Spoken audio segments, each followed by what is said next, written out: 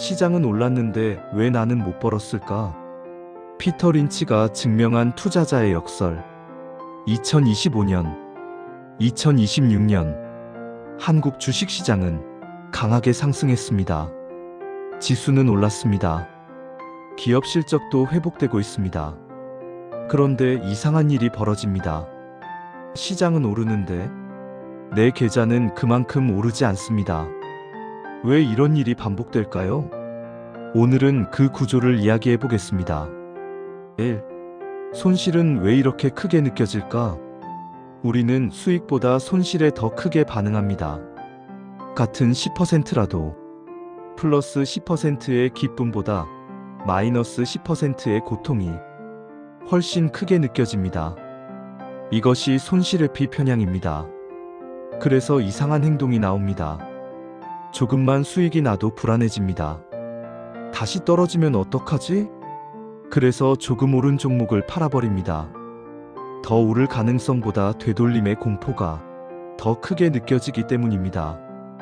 반대로 손실이 난 종목은 팔지 못합니다. 손실을 확정하는 순간 그 고통이 현실이 되기 때문입니다. 그래서 이렇게 말합니다. 조금만 더 기다려보자. 본전만 오면 팔자. 그 결과 포트폴리오 구조가 뒤집힙니다. 잘 오르는 종목은 계좌에서 사라지고 이미 약해진 종목은 계속 남습니다. 이것이 처분 효과입니다. 수익은 짧게 보유하고 손실은 길게 보유합니다. 이 구조에서는 복리가 형성될 수 없습니다. 복리는 오래 보유한 우량 자산 위에서만 작동하기 때문입니다. 2.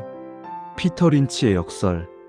1977년부터 1990년까지 피터 린치는 마젤란 펀드를 운용했습니다.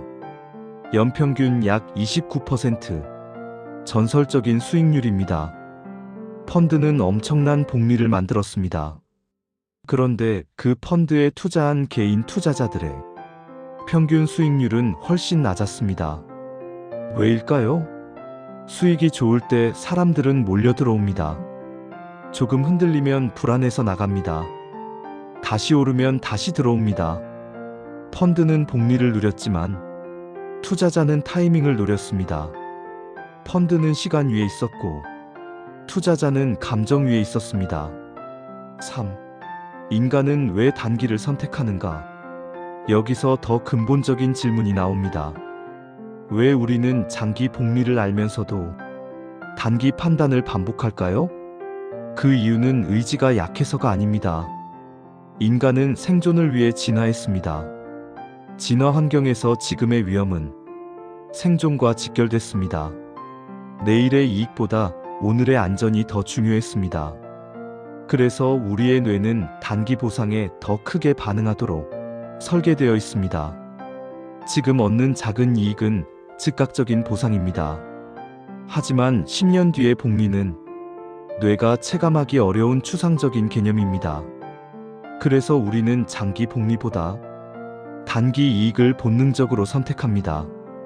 이것은 잘못이 아닙니다. 설계의 문제입니다. 문제는 현대 금융시장은 원시 환경이 아니라는 점입니다. 시장은 단기적으로 반응하는 사람이 아니라 장기적으로 보유한 사람에게 보상합니다.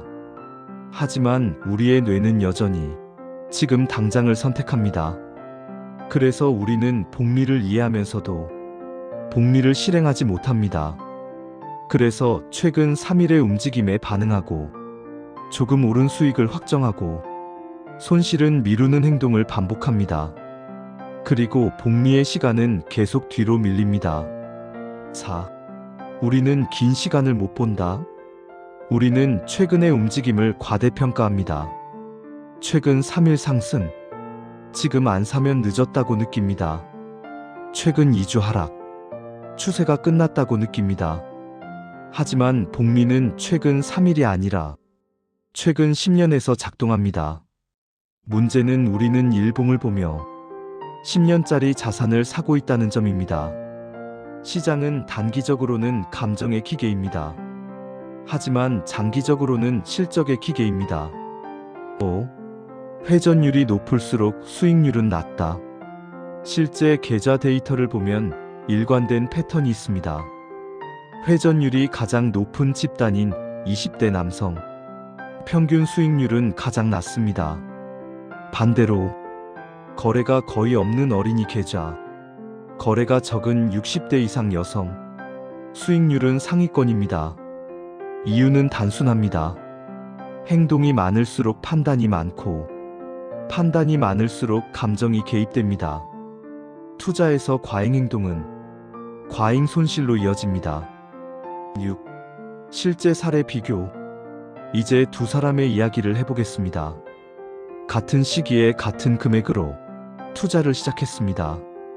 단기 투자자. 시장 뉴스에 민감합니다.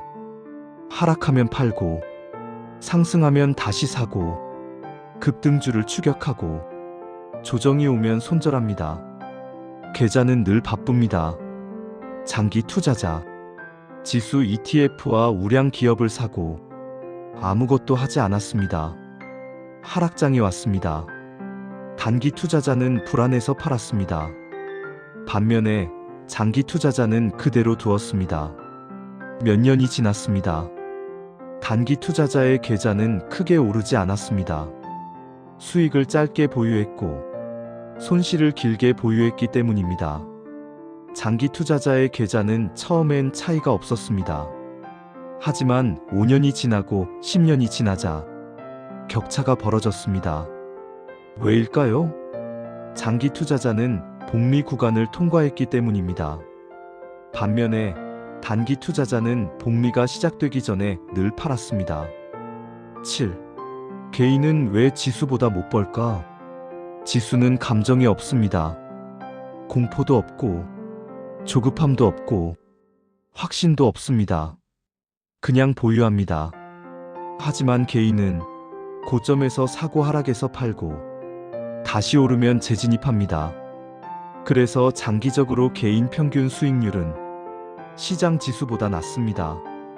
능력의 문제가 아닙니다. 구조의 문제입니다. 이제 질문이 바뀌어야 합니다. 어떤 종목을 살까가 아니라 어떻게 하면 내가 방해하지 않을까입니다. 8. 실제 해결책. 그렇다면 어떻게 해야 할까요? 첫째, 매수 전에 보유 기간을 정하십시오. 최소 3년, 가능하면 5년 이상. 둘째, 가격이 아니라 구조를 기준으로 매도하십시오. 실적이 훼손되었는지, 산업 구조가 무너졌는지, 장기 가정이 깨졌는지, 이 세 가지가 아니라면 가격 변동은 매도 이유가 아닙니다. 셋째, 계좌 확인 빈도를 줄이십시오. 자주 볼수록 감정이 개입합니다. 넷째, 자동화하십시오. 정기적 분할 매수, 정해진 리밸런싱, 판단을 줄이는 구조를 만드십시오. 의지가 아니라 환경을 설계하십시오. 9. 복리는 누구에게 작동하는가? 복리는 처음에는 미미합니다. 1년은 거의 차이가 없습니다. 2년, 3년도 비슷합니다.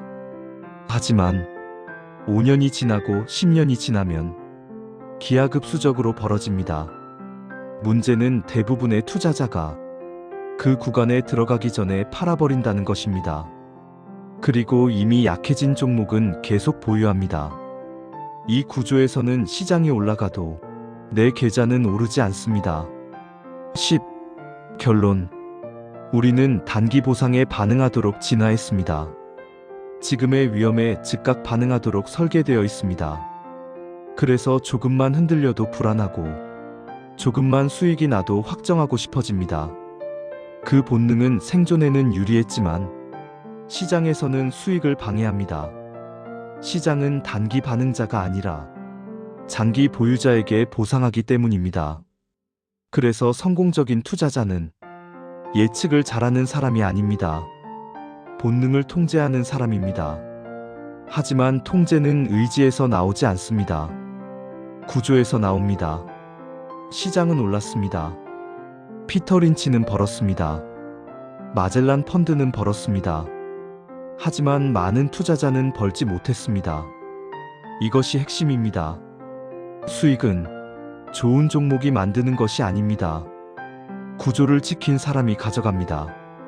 손실의 고통을 견디고 최근성의 편향을 넘어서고 행동의 빈도를 줄이고 시간을 내 편으로 만들 때 복리는 작동합니다.